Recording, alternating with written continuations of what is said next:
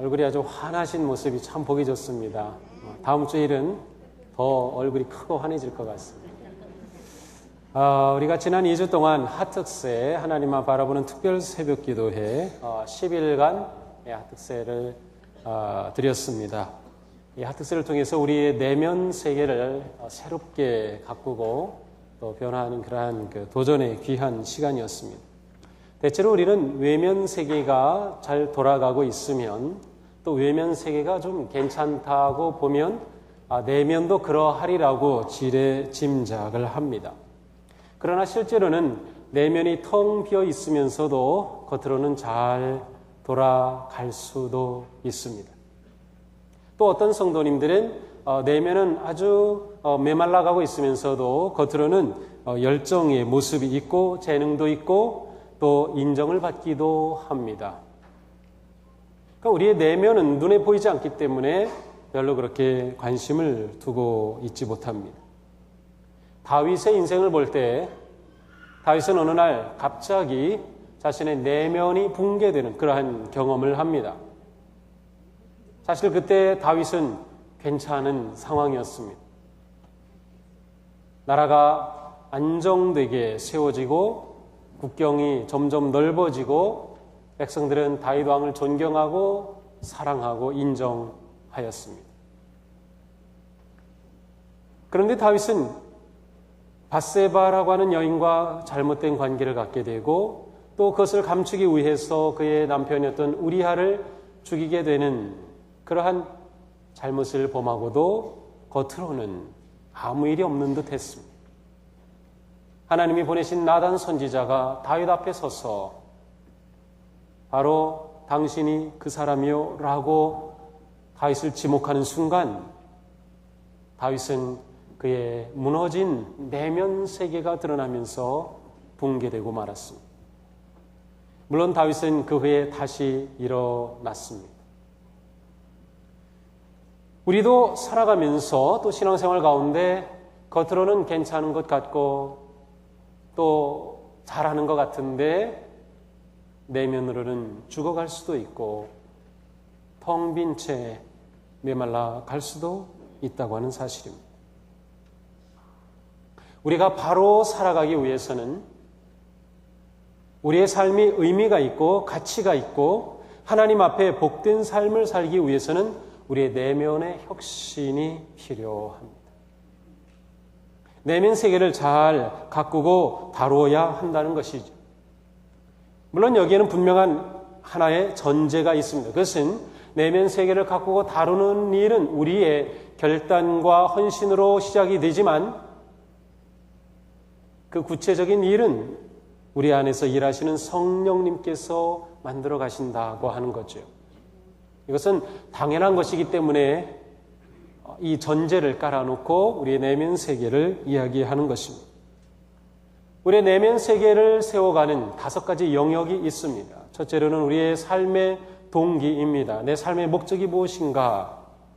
이것이 분명하지 않으면 우리는 쫓기는 삶을 삽니다. 세상 일에 무엇인가에 심지어는 교회 하나님의 일을 하는 사역에 의해서도 쫓기는 삶을 삽니다. 그러나 하나님 앞에 내 삶의 목적이 분명해지고 하나님이 나를 부르신 그 부르심의 삶이 분명한 삶을 살 때는 쫓김으로부터 부르심을 받은 그러한 소명자의 삶을 살게 되죠. 그래서 우리는 내가 살아가는 삶의 동기가 무엇인가를 먼저 보게 됩니다.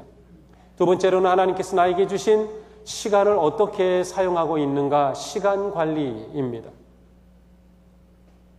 시간을 사용함이 우리 인생을 결정합니다.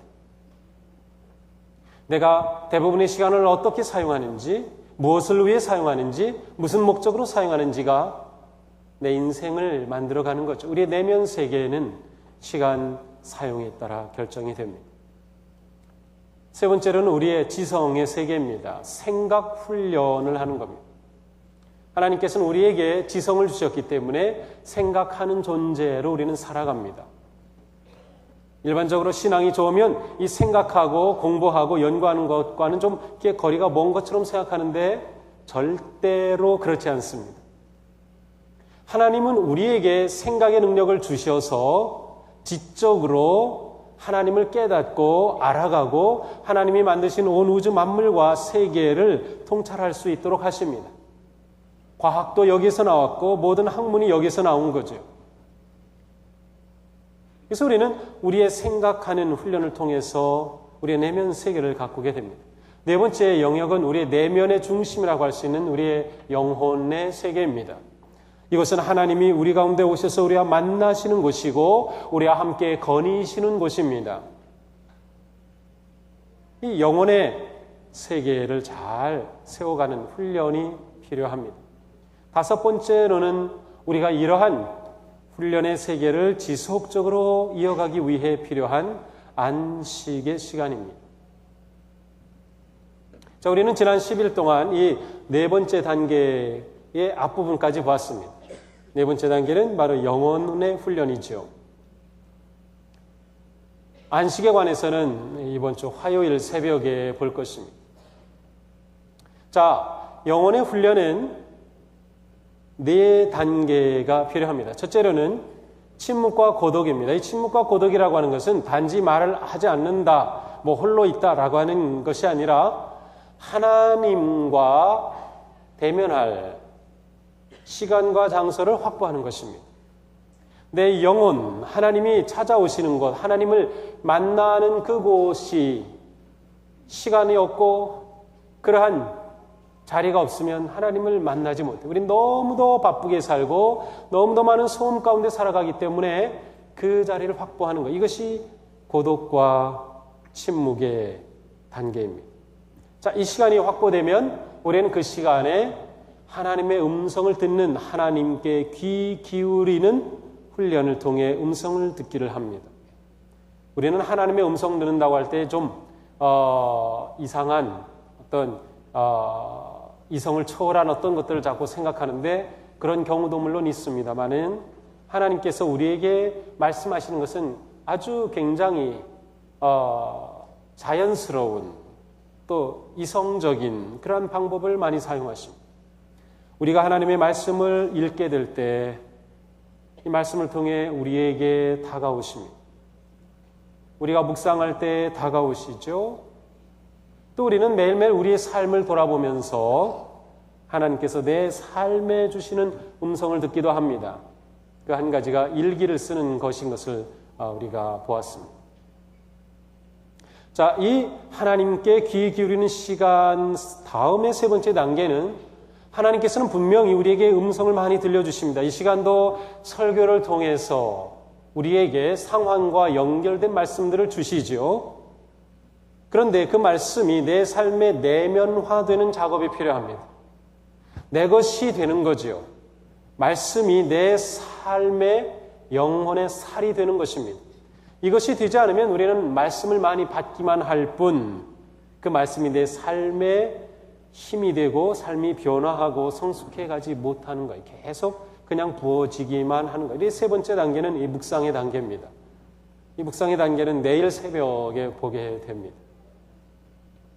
자, 오늘 보게 되는 네 번째 영혼 훈련의 네 번째 단계는 이렇게 하나님의 말씀을 받고 묵상이 되면 그 삶에서 자연스럽게 나오는 것이 하나님을 예배함과 하나님과 이 놀라운 영혼의 교제가 계속되는 기도의 삶입니다. 바로 오늘은 이 기도의 삶에 관해서 보려고 하는 것입니다. 내면 세계 정원에서 하나님과의 교제를 풍성하게 하기 위한 기도는 무엇인가? 토마스 켈리는 이런 말을 합니다. 내면의 기도가 잠자리에 드는 마지막 행동이 되고 잠에서 깰 때 처음 행동이 되도록 하라. 그러면 머지않아 로렌스 형제와 같이 성령의 폭풍을 지닌 사람은 자는 중에도 앞으로 전진한다는 사실을 알게 될 것이다. 자, 내 하루의 삶의 마지막이 기도이고 하루 눈을 떴을 때 시작이 기도인 삶. 그러니까 기도로 묶여진 삶, 쉬지 않는 기도의 삶을 살게 되면 수도자 로렌스가 경험했던 것처럼 성령의 강한 힘에 의해서 내가 잠자는 중에도 내 삶이 전진한다. 내 영혼이 성숙한다. 전진하고 나아가는 그러한 놀라운 인생을 경험할 거라는 것. 그러니까 매일의 기도 훈련은 우리의 영적 훈련의 가장 마지막 중요한 단계입니다. 저는 이 시간 기도에 관해서 아주 초보적인, 그렇지만 아주 기본적인 내용을 보려고 합니다. 자, 먼저 우리는 기도 생활이 그렇게 쉽지 않다는 것을 압니다. 글쎄요, 제가 여러분들에게 지금 여러분의 기도 생활은 만족스럽습니까? 아니면 기도 생활이 충분합니까? 아니면 기도를 통해서 계속해서 성장하는 것을 경험합니까? 이렇게 물어보면 여러분 뭐라고 대답하시겠어요? 그래서 기도는 하려고 하는데 충분한 것 같지 않습니다. 기도 시간을 갖기가 어렵습니다.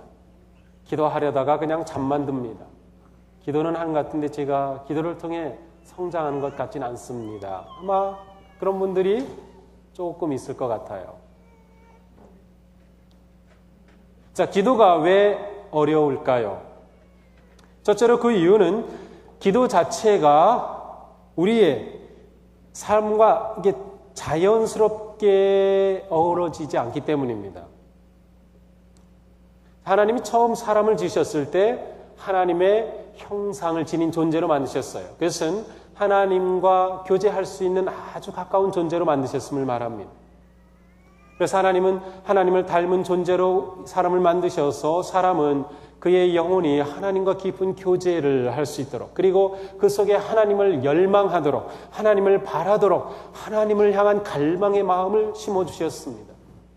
그런데 불순종으로 죄가 들어왔을 때 그 죄는 하나님을 갈망하는 마음을 무너뜨린 겁니다. 죄가 들어옴으로 하나님과 사람 사이에 큰 막이 생겼습니다. 담이 생겼습니다. 걸림돌이 생겼습니다. 그래서 우리가 하나님께 나아가 기도를 통해 하나님과 교제하는 게 힘들어진 겁니다. 이 참 놀라운 사실은 죄가 들어왔을 때 우리의 육적인 욕망은 그대로 살아있는데 거룩한 열망은 줄어든 것 같아요. 그래서 우리가 살아가면서 식욕이 있고 또 성욕도 있고 또 인정받으려는 욕구도 있고 하는 이러한 육적 욕망은 그대로 있는데 거룩한 열망은 줄어들어서 하나님을 향한 우리의 그 열망의 마음이 식어지고 가려지고, 그래서 기도하는 것 자체가 우리의 죄에 있는 본성과 거슬린다는 겁니다. 그래서 기도하는 것 자체가 어렵게 느껴지는 거죠.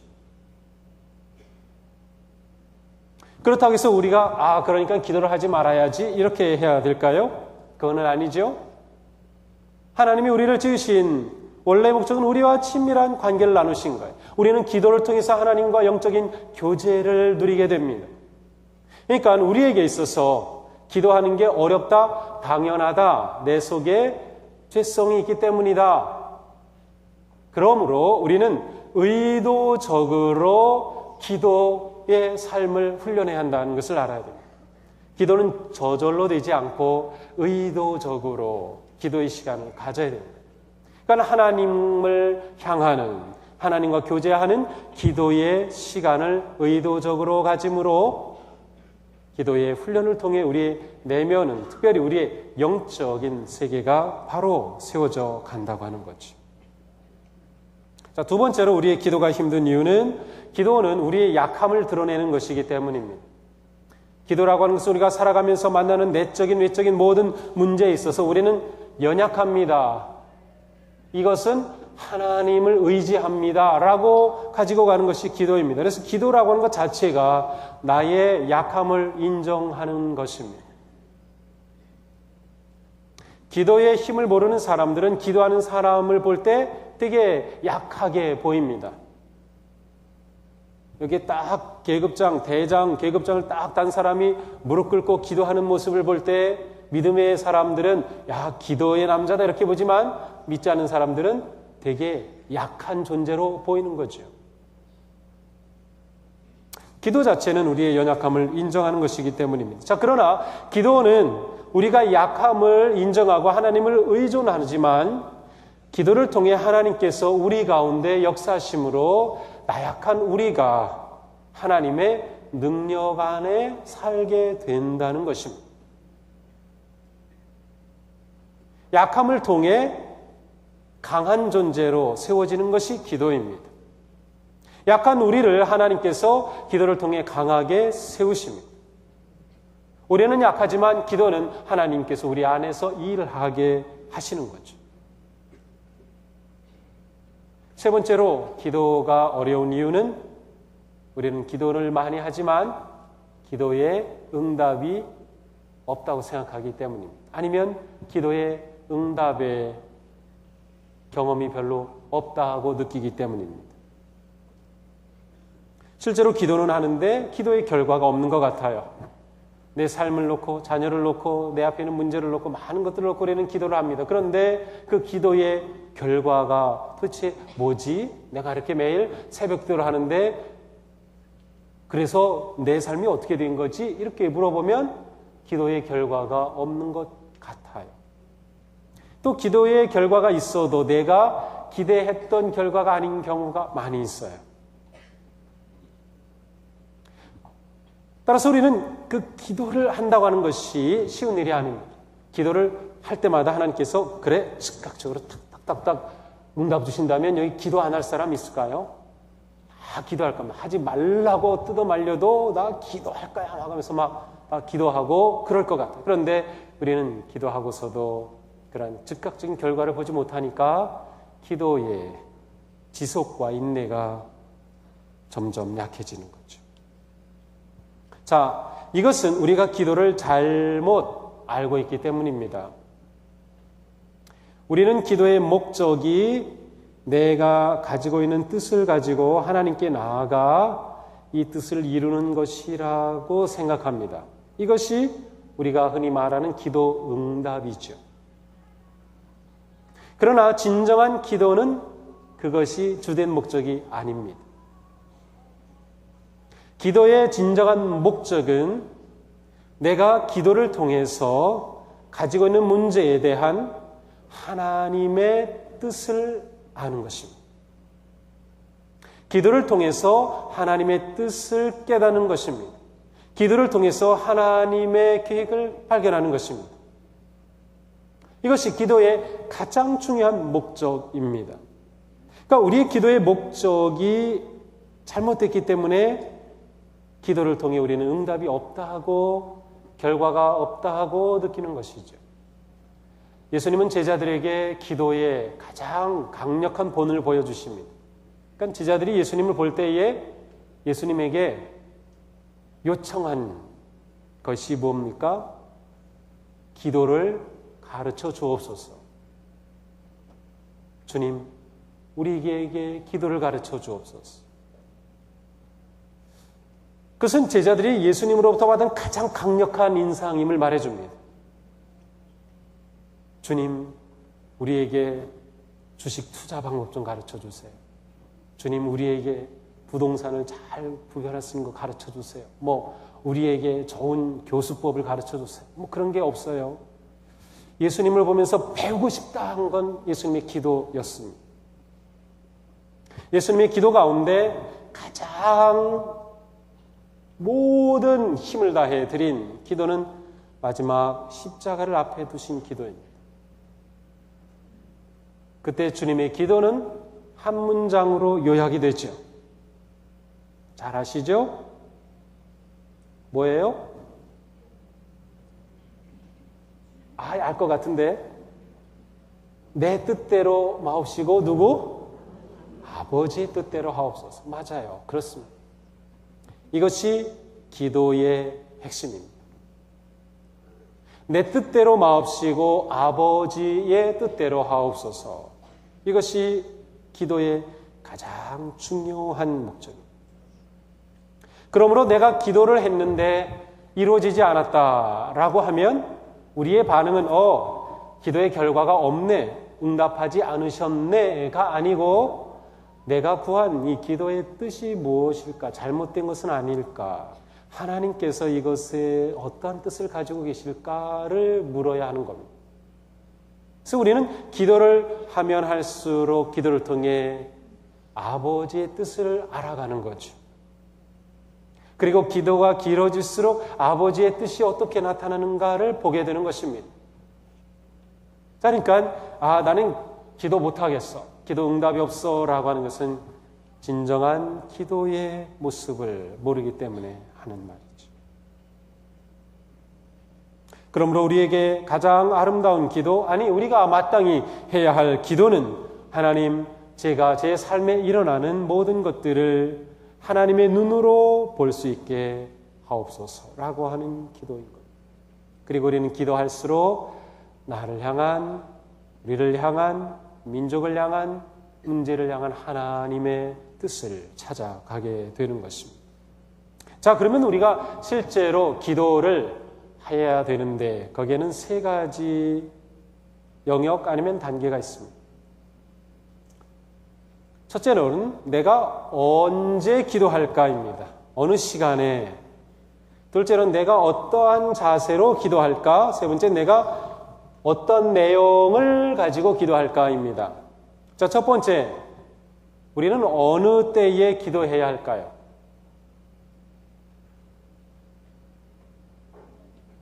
우리는 어느 때든지 기도할 수 있습니다.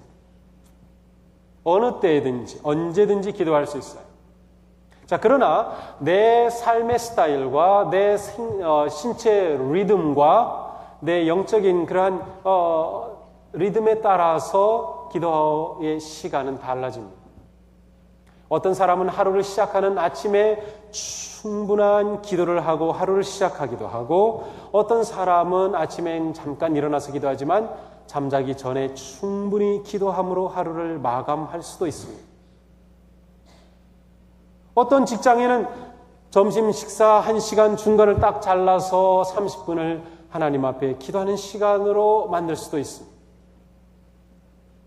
기도의 시간은 자기에게 내가 언제든지 할 수 있는, 확보할 수 있는 가장 좋은 시간, 그리고 방해받지 않을 수 있는, 그리고 가장 집중할 수 있는 시간이 나의 기도 시간이 되죠. 그러니까 우리에게는 적어도 기도 시간이 있어야 합니다. 누군가가 김 집사님 기도 시간이 언제예요? 그러면 금방 답이 나와요.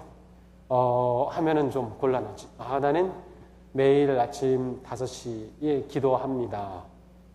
물론 1년 365일 딱 그 시간에 기도해야 되는 그러한 것은 아닙니다. 그러나 내가 하나님과 만나는, 데이트하는 시간이 있는 거죠. 기도의 시간 갖기. 자, 두 번째, 어떠한 자세로 기도할까? 여기서 자세는 우리의 육체적인 그러한 모습을 말합니다. 여러분 기도할 때 어떠한 자세로 주로 기도하십니까?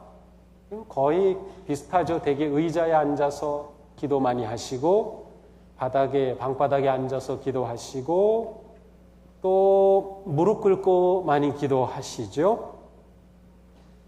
서서 기도할 수도 있고요. 오늘 8절의 말씀처럼 손을 들고 기도할 수도 있고, 구약의 전통처럼 바닥에 쫙 엎드려 가지고 완전히 바닥에 코를 박고 기도할 수도 있어요.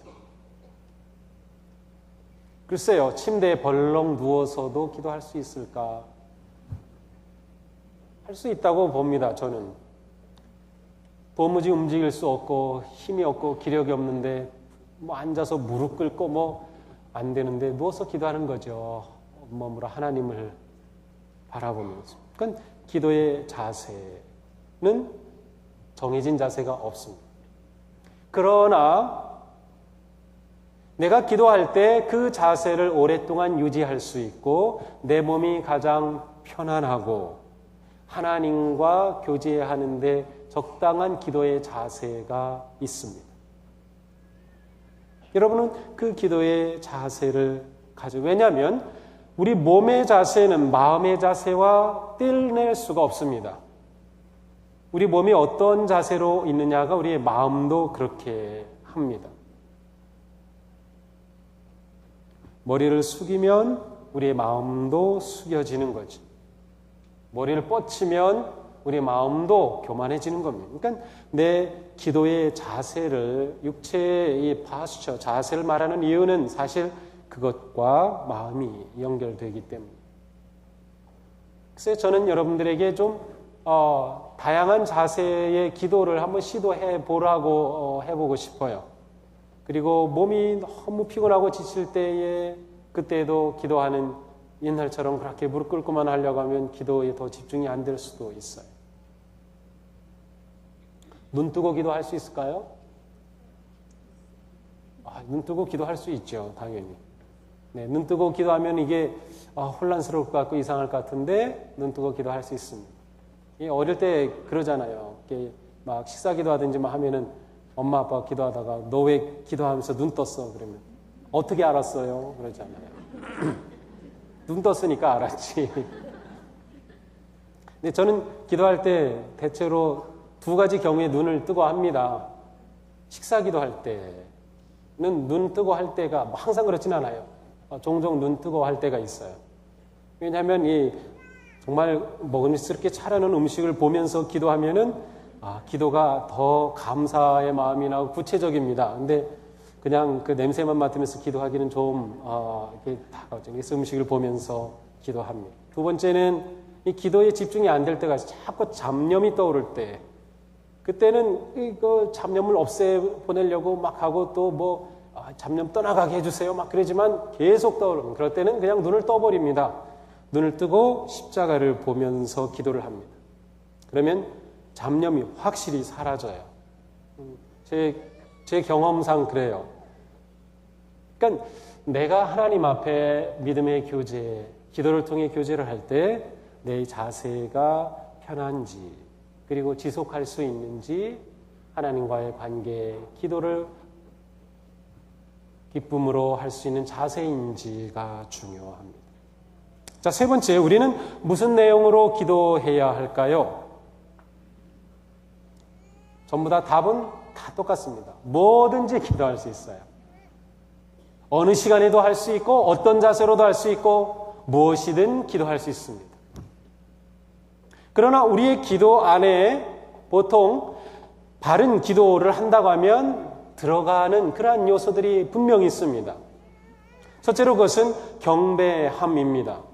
내가 하나님 앞에 기도하고 하나님과 교제하려 섰을 때, 하나님을 마주할 때 우리는 그 하나님 앞에서 하나님이 내게 베풀어 주신 은혜와 사랑과 하나님의 그 권능과 하나님의 장대함과 하나님의 그 크심과 하나님의 그 능력과 모든 것 앞에서 하나님을 인정하는 경배를 드릴 수밖에 없어요. 하나님의 위대하심을 찬양합니다. 하나님의 사랑을 찬양합니다. 하나님의 크심을 기뻐합니다. 하나님을 경배합니다. 그것은 하나님의 하나님 되심을 인정하는 것입니다. 그리고 하나님이 어떠한 분이신지 하나님의 속성이라고 보통 하는데 하나님의 성품을 인정하고 고백하는 것입니다. 그것은 내가 경험한 하나님, 또 성경 특별히 시편에서 우리가 보게 되는 하나님에 대한 그런 많은 경험의 고백들이 우리의 것이 되어서 하나님 앞에 경배로 드려지죠. 두 번째로는 고백이 들어갑니다. 왜냐하면 우리가 하나님을 마주할 때 그 하나님 앞에서 내가 보입니다. 거룩하신 하나님 앞에 서면 내 더러움이 보입니다. 의로우신 하나님 앞에 서면 내 불의함이 보입니다. 사랑의 하나님 앞에 서면 내 용서하지 못함과 사랑하지 못함이 드러나죠.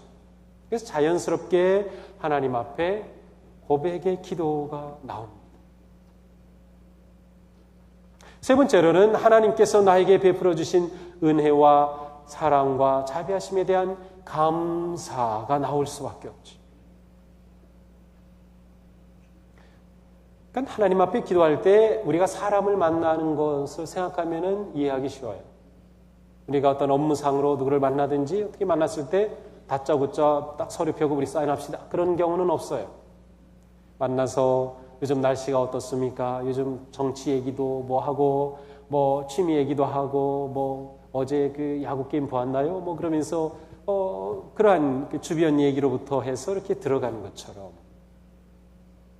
하나님과의 기도에 있어서도 그렇게 갑자기 시작되지 않아요. 그 마음이 준비되고 하나님 앞에 찬송으로 아니면 조용한 침묵으로 아니면 말씀을 읽으면서 준비된 마음으로 하나님 앞에 나아가죠. 그리고 우리는 마침내 간구의 기도를 합니다. 바로 우리가 구하는 많은 기도 제목들이죠. 이 기도 제목에는 제한되지 않아요. 무엇이든 기도할 수 있어요.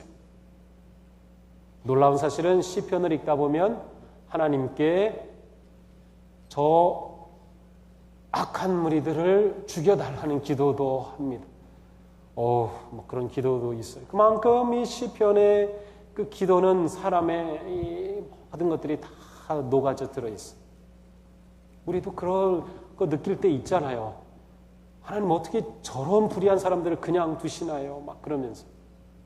무엇이든 가지고 나갈 수 있어요. 그런데 오늘 특별히 우리가 보려고 하는 것은 그 많은 기도 가운데 다른 사람을 위한 중보의 기도가 얼마나 중요한가요? 다른 사람을 위한 중보 기도. 우리는 우리 배우자들을 위해서, 가족을 위해, 자녀를 위해, 부모님을 위해, 교회 여러 가지 사역을 위해 많이 기도합니다. 그러나 우리의 기도의 영역이 점점 넓어져야 합니다. 왜 중보기도가 필요하고 중보기도가 영적 훈련의 아주 중요한 마지막 단계인가? 중보기도를 하는 사람은 이 세상을 하나님의 눈으로 보게 되기 때문입니다. 기도라고 하는 것은 하나님의 뜻을 찾아가는 거라고 했습니다. 그렇다면 다른 사람을 위해 기도할 때 우리는 다른 사람을 하나님의 마음으로 보게 됩니다. 특별히 오늘 본문에서 사도 바울은 나라의 임금 지도자들을 위해 기도하라고 했어요. 왜냐하면 정치가 백성들을 평안하게 하는 매우 중요한 결정적 요소이기 때문에.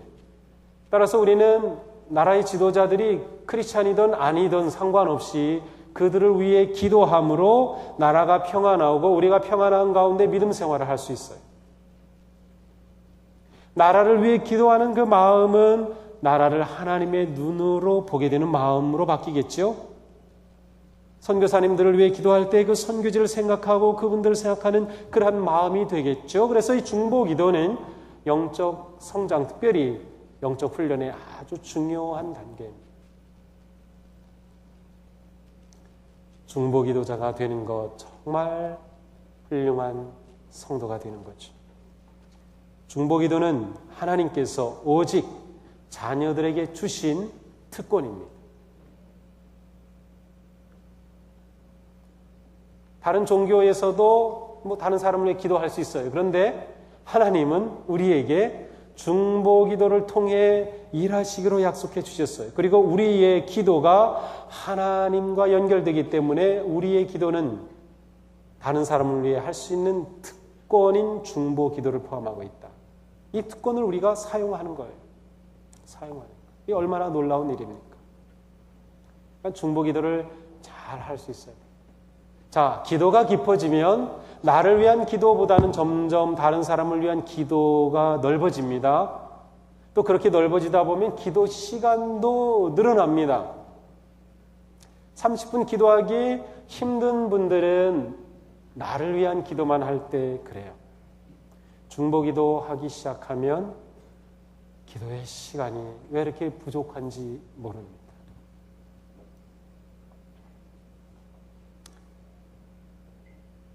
이곳에 있는 많은 남성분들이 계신데 오늘 8절에 보니까 각 처에서 남자들이 분노와 다툼이 없이 거룩한 손을 들어 기도하기를 원하노라고 했어요. 특별히 바울이 남자들이 기도하기를 원하노라 그래요. 왜 그랬을까요? 이 남자들이 기도를 잘 못합니다. 우리 여기 계신 남자분들 가운데 혹시 아내하고 기도하는 게 편한 분들 계세요? 혹시 계시면 저한테 좀 와주세요. 제가 한 수 배우려고 그래요. 저는 아내하고 기도하는 게 쉽지 않아요. 왠지 저는 이유를 모르겠어요. 어쨌든 아내하고 기도하는 게 저한테는 쉽지 않아요. 근데 남성들이 그렇더라고요. 여성들은 기도를 참 잘해요. 정말 잘해요. 우리 교회 중보기도팀에 남성이 한 명도 없다니까요. 이건 참 그래서 오늘 본문을 보면서 바울이 특별히 남성들에게 부탁합니다. 여기에 계신 남자분들, 무릎 꿇은 남자가 최고입니다. 누가 아빠라고 하네. 그래요. 그 아빠, 기도하는 아빠가 되기를 원합니다. 무릎 꿇은 아빠가 최고입니다. 눈물 흘리는 남자가 진짜 멋진 남자입니다. 기도하는 사람, 그 사람은 그의 믿음이 하나님과 깊은 교제 가운데 나가기 때문에 하나님이 주시는 은혜를, 하나님이 주시는 용기를, 소망을, 능력을, 지혜를, 사랑을, 평화를 누리는 그러한 놀라운 세계로 나아갈 줄로 믿습니다. 이것은 우리 모두가 하나님 앞에 기도하는 사람으로 세워지는 복된 여러분 되시기를 주님의 이름으로 축복합니다. 기도하겠습니다.